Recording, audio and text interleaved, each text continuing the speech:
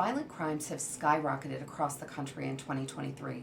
More people than ever want to know how to get carry permits, particularly in locations with historically strict gun laws. I'm attorney Morgan Lay, here to talk to you about the requirements and process for getting a carry permit and appealing the denial of a carry permit in the District of Columbia, a jurisdiction with some of the strictest gun laws in the country. Please subscribe to my YouTube channel for more informational videos like this one. DC carry permits are called Concealed Carry Pistol Licenses, or CCPLs. I'm going to refer to them as carry permits throughout this video, because who can handle another government acronym? How do you apply for a carry permit? The application for a carry permit is on the Metropolitan Police Department website at mpdc.dc.gov. After completing the application, the applicant must make an appointment with MPD and bring their completed application and several other items that we'll discuss in a minute to the Metropolitan Police Firearms Registration Section at 300 Indiana Avenue in Northwest DC.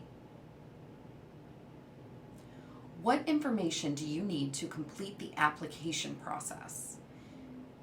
In order to successfully complete the application for a carry permit in DC, the applicant must provide a statement of eligibility, information regarding their firearms training and background, and the applicant's authorization to disclose mental health records. MPD requires that the applicant have completed at least 16 hours of firearm training from an MPD certified firearm instructor, as well as 2 hours of range training from an MPD certified instructor.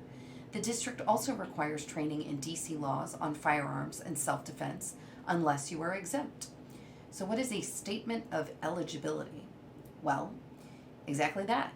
It's a form found on MPD's website with 14 questions that you check off yes or no to confirm your eligibility to possess a firearm. You sign the form under oath, so please be honest or you may need to call me to represent you. And who is exempt from the DC training requirement? On a case-by-case basis, the chief may exempt a person who submits evidence that he or she has received firearms training in the U.S. military or has otherwise completed firearms training by a firearms instructor that, as determined by the chief, is equal or greater than that required by DC law. So who decides whether you get your permit? The chief of MPD does. There's a provision of DC law that you should know about that gives the chief substantial power to deny a permit to someone who has, within the 5 years immediately preceding the application, had a history of violent behavior. We've had clients who have been denied permits solely based on protective orders that were dismissed and where a judge made no negative findings. So this does not require a conviction. How long will it take to get a carry permit? Generally, MPD is issuing permits within about 90 days once all of the documents have been received by the registration unit. If a more in-depth background check is required, it could take longer. Why might a carry permit be denied? Well, we've already talked about having a history of violent behavior within the 5 years prior to submitting your application. Other reasons you may be denied include, but are not limited to, being convicted of a weapons offense in any jurisdiction, with the exception of some misdemeanors, being convicted within 5 years prior to the application of any drug offense, threats to do bodily harm, assault, whether or not offensive contact was made and whether or not it was a misdemeanor, 2 or more violations of the DC DUI laws or DUI laws in other jurisdictions. This probably includes diversion if there was an admission of guilt, an intrafamily offense or domestically related crime regardless of whether it was a misdemeanor or felony, stalking, negligent storage of firearms.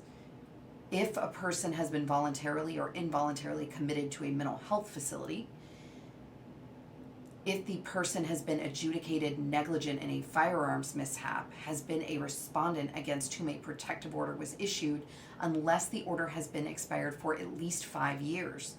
So what if your application is denied? Well, then you can appeal to the Licensing Review Board within 15 days of the chief's decision. You must submit a copy of your firearms registration certificate or approved PD 219 application, a copy of the denial letter, and a detailed description of why the chief's denial was improper. Authorization for an attorney's representation if an attorney has been hired to assist with the appeal is also necessary. While an attorney is not required to assist in submitting an appeal, it can be highly beneficial to reduce stress, assure compliance with the law, and proper submission of the application materials.